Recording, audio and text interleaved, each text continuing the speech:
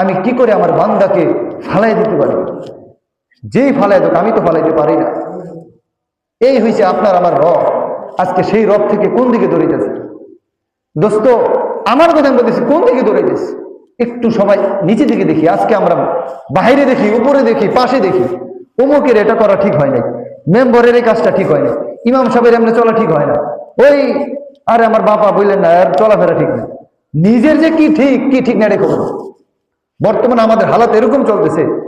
আরে ভাই, আমার দিকে আমি দেখি, আমি কি হালাতে জিন্দিগি অতিবাহিত করতেছি।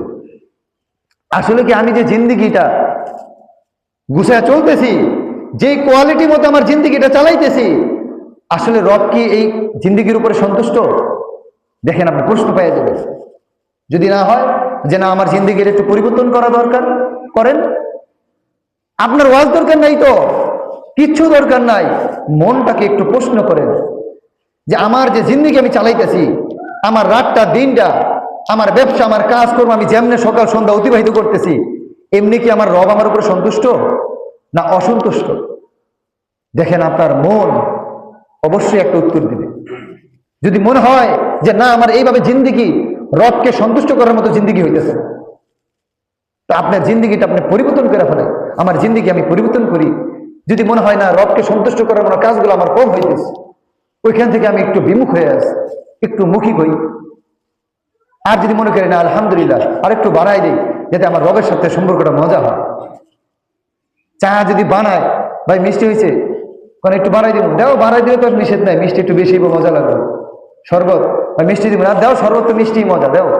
চাকে আরেকটু সময় রাখবো, চুলায় হিট হইব, পরে খান, ভালো হয়। হ্যাঁ দেও, ভালো, চা তো হিট হইলেই ভালো।